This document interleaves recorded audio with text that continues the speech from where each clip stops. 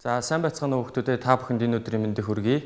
За өнөөдрийн хичээл бол 11-р ангийн тригонометрийн үндсэн адилтгалууд. За сурагчид та бүхэн сурах хүчээ гаргаад мөн дэвтрээ гаргаад багштайгаа хамтарч ажиллахыг урьж байна.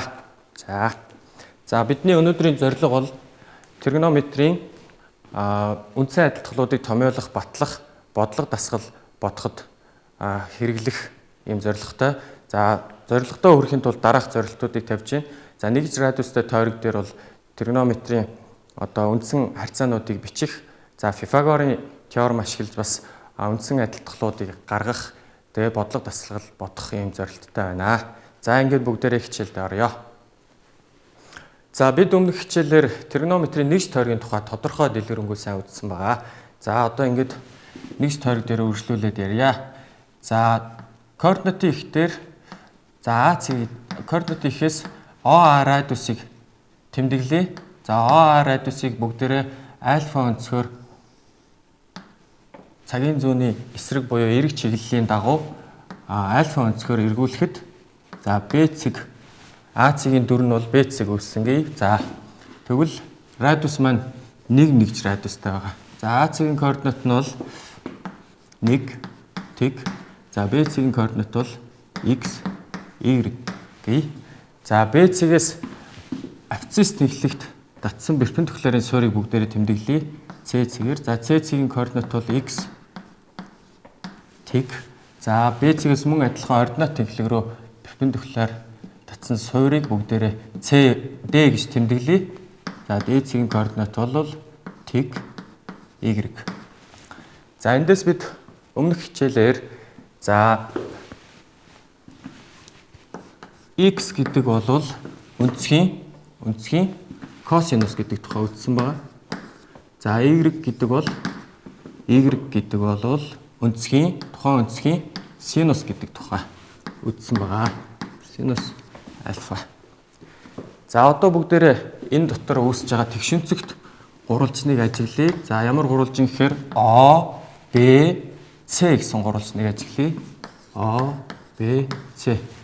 За O, B, C гурвалжин дээр тэгшинцэгт гурвалжны Пифагорын теорем бичвэл за O, C-гийн квадрат дээр нэмэх нь O, C-гийн квадрат дээр нэмэх нь C, B-гийн квадрат тэнцүү. За O, B-гийн квадрат буюу манай радиусын квадраттай тэнцүү гэсэн Пифагорын теорем байна. За ОЦ эндээс ОЦ бол ОЦ-гийн урт бол манайхаар x урттай гэдгийг харж болно. За x гэдэг маань дээр хэлсэн косинус альфа. За CB-гийн уртыг тайлбарлая. CB-гийн урт бол OD-гийн урттай тэнцүү. OD-гийн урттай тэнцүү. Y-тэй тэнцүү. OD гэдэг маань y. За эндээс синус альфа. За тэгвэл бүгдээрээ Пифагорын адилтгалдаа орлуулан бичвэл за ОЦ гэдэг маань косинус квадрат альфа нэмэх нь за CB гэдэг маань болохоор синус альфа тэнцүү ОБ гэдэг маань манай радиус 1 гэж байна. За үүнийг бол тригонометрийн үндсэн адилтгал гэдэг байх нэ. За үндсэн адилтгал. За өмнөх хичээлээр мөн ординатыг абсцисс зарцуулсан харьцаа бол танкс альфа гэж үзсэн байгаа. За эндээс танкс альфа гэдэг бол x, y-ийн оронд орлуулах юм бол y бол синус альфа. За x бол косинус альфа гэсэн бас нэгэн адилтгалыг үүсэж байгааг бол харж болж байна. За үндсэн адилтгалуудыг бол бид нэр дасгал жишээн дээр маш олноор хэрэгэлдэг байгаа. За жишээлбэл хувиргалт хийж үзүүлье. За косинус альфа тэгээс ялгаатай үед за үндсэн адилтгалын хоёр талыг косинус альфад хуваая. За косинус квадрат альфад хуваая. За косинус квадрат альфад хуваахаар косинус квадрат альфа маань 1 нэмэх нь синус квадрат альфа маань танкс квадрат альфа тэнцүү нэгийг хуваах нь косинус квадрат альфа. За бас нэгэн адилтгал үүсэж байгааг та бүхэн харж байна. За үүнтэй төстэйгээр үндсэн адилтгалуудыг бол их олон янзаар хувиргаж бодлогонд яг ашиглаж хэрэглэдэг юм аа. За үүнтэй адилхан би бас нэг хувиргалт харуулъя. За синус альфа тэгээс ялгаатай үед за үндсэн адилтгалын хоёр талыг синус квадрат альфад хуваая. За синус квадрат альфад хуваахаар косинус квадрат альфа маань катангс квадрат альфа болно. Нэмэх нь синус квадрат альфа маань 1 тэнцүү нэгийг хуваах нь синус квадрат альфа. За үндсэн адилтгал маань дүрсээ хувиргаад олон янзаар биднэрт бол яг тааралддаг гэсэн үг байна. За одоо багш нь жишээ бодлого та бүхэнд бодож хамтарч ажиллая. За багштайгаа хамтраад жишээ бодлогод бодъё. За жишээ 1. Нэмэх нь синус квадрат альфа үржих нь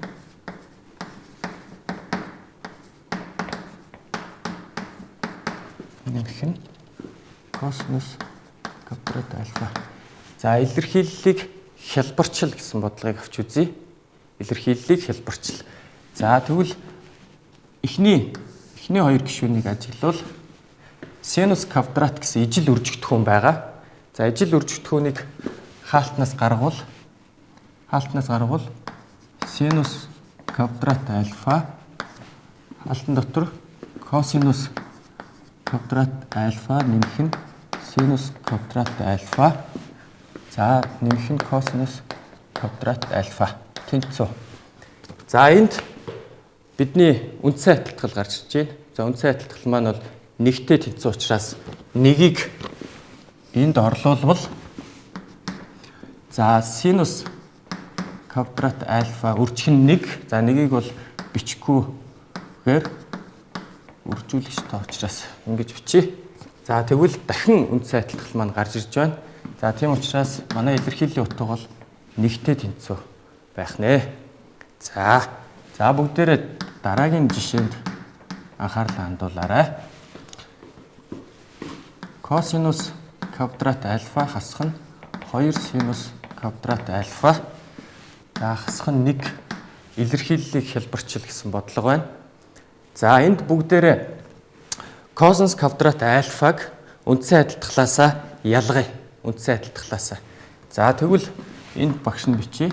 Косинус квадрат альфа гэдэг бол үндсэн адилтгалаас нэгээс хасах нь синус квадрат альфатай тэнцүү. За тэгвэл косинус квадратын хооронд тэнцүү чанартай юмыг орлуулан бичвэл нэгээс хасах нь синус квадрат альфа хасах нь 2 синус квадрат альфа хасах нь 1. За энд төсөөтэй гишүүдийг бол яг эмэгтгэн. За энд бол нэгээс яг нэг хасаа тэг гарна. За төсөөтэй гишүүдийг эмэгтгэхэд бол хасах тэмдэгтээ 3 синус квадрат альфа гарах нэ. За дараагийн нэг жишээг бүгдээрээ хамтарч бодъё. За бидэнд бол үндсэн адилтгал маань бол олон хэлбэрээр таарлалдана. Түүний бас нэг жишээ бол синус альфа тэнцүү 4-1. За энд альфа өнцөг маань тэгээс 180 градусын хооронд байх үед бол за косинус альфаг олоорой гэсэн бодлого. Косинус альфагийн утгыг олоорой гэсэн бодлого. За тэгвэл бид нар үндсэн адилтгалаа хэрэглэнэ. За косинус альфаг үндсэн адилтгалаас ялгахдаа косинус квадратаар ялгана. За косинус квадрат альфа өмнө бид бол ялгасан. Дээр за багш нь дахиад бичье. Синус квадрат альфатай тэнцүү. За бидний зорилго бол косинус альфаг олох гэж яваа. За тэгвэл бүгдээрээ яах вэ? Косинус квадрат альфа тийм ээ. За тэгвэл бүгдээрээ косинус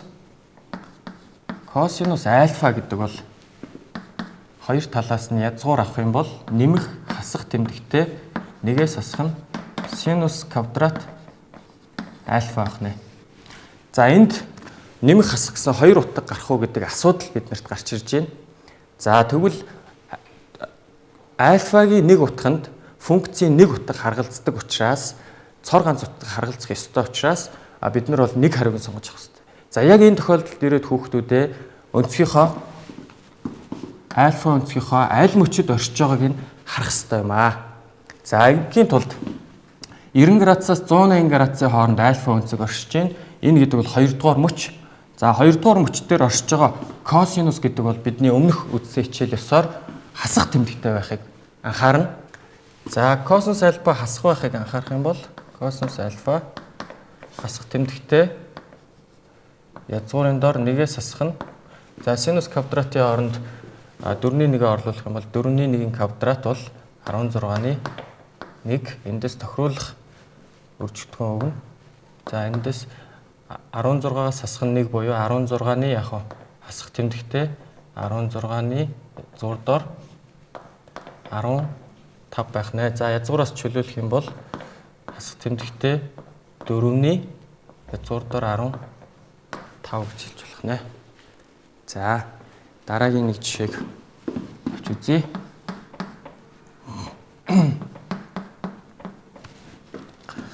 За танкс альфа язгуур дор 3 ба за альфа өнцөг маань тэг градусаас 90 градусын хооронд байх үед за косинус альфа синус альфа за катангс альфагийн утгуудыг олоорой гэсэн бодлогыг авч үзье. За танкс альфа гэдэг нь бидний адилтгал ёсоор синус альфаг хуваах нь косинус альфа язгуурын дор 3. За гэтэл биднэрт синус альфа косинус альфа хоёуланг нь олох юм чухал асуудал гардаг. За тийм учраас эндээс бүгдээрээ үндсэн адилтгалынхаа өмнөх гаргасан хэлбэрийг сануул танкс квадраттай адилтгал биднэрт байгаа. За эндээсээ бүгдээрээ косинус квадратыг ялгая.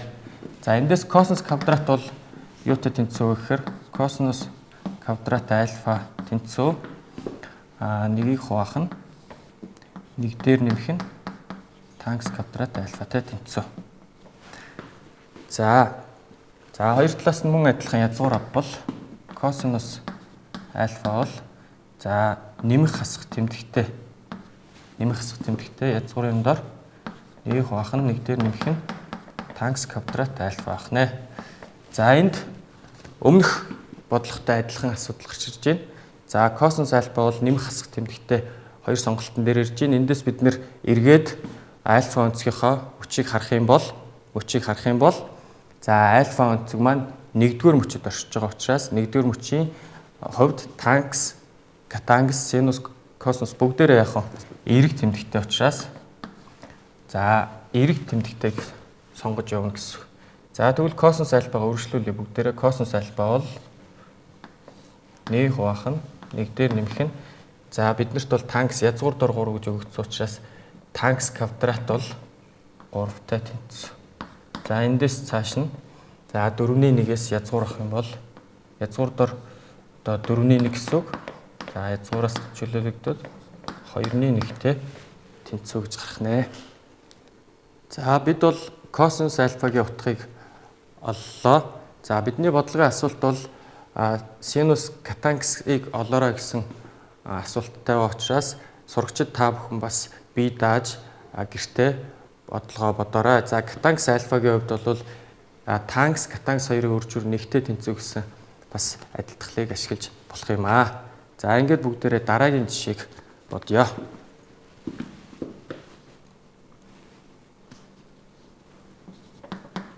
Синус куб альфа нэмэх нь косинус куб альфа хуваах нь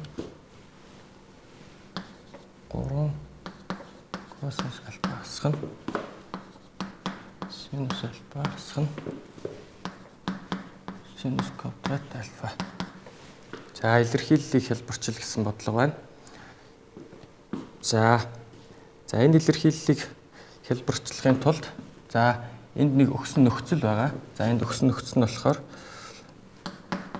танкс альфа бол хоёртой тэнцүү үед илэрхийллийг илэрхийллийн утгыг бид нар яах вэ? Олох нэ гэсэн үг. За хүртүр болоод хуваарийг косинус альфад хуваахад за энд багш нь эхний бутархайг тусад нь авч үзье. За тэгвэл синус куб альфаг косинус альфад хуваахад синусын квадрат альфа өөрчлөх нь танкс альфа болно. Учир нь синусын нэг зэргийг синус альфа косинус хувааж байгаа учраас танкс бас гарч иж байна гэсэн. За косинус куб альфаг косинус альфад хуваахаар косинус квадрат альфа. За хуваарьт за 3 косинус альфаг косинус альфад хувааж байгаа учраас 3 хасах нь синус альфаг косинус альфад хувааж байгаа учраас танкс альфа. За эндээс бид нэр танкс альфа тэнцүү хоёртой тэнцүү гэдгийг анхааран орлуулан бичвэл за 2-ыг үржих нь синус квадрат альфа нэмэх нь косинус квадрат альфа хуваах нь 3-аас хасах нь за танкс альфа маань хоёртой тэнцүү. За бутархайгаа ялгаад биччихлээ. За бутархай хуваар бол нэгтэй тэнцүү гэдгийг тооцвол үндсэн бодлогоо үргэлжлүүлэн бичье багш. За үндсэн бодлого маань 2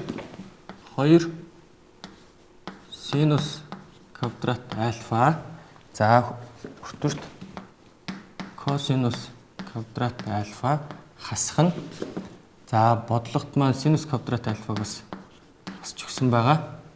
За эндээс харуул за синус квадрат альфаг багш нь дэлгэрэнгүй задлан бичье. За 2 синус квадрат альфа бол синус квадрат альфа дээр нэмэх нь синус квадрат альфа нэмэх нь косинус квадрат альфа хасах нь синус квадрат альфа байх нь. За эндээс төсөөтэй ижил гишүүдийг яах вэ? За устгавал синус квадрат альфа дээр нэмэх нь косинус квадрат альфа үлдэх нь байна. За үүнийг бид бол үндсэн адилтгал гэж хэлж байгаа учраас үндсэн адилтгалаа ашиглавал бидний олох утга бол нэгтэй тэнцүү байх нэ. За бусад жишээ бодлого дасгалуудыг хүүхдүүдэд үргэлжлүүлэн сурах хүчтэйгээ сайн ажиллаарай.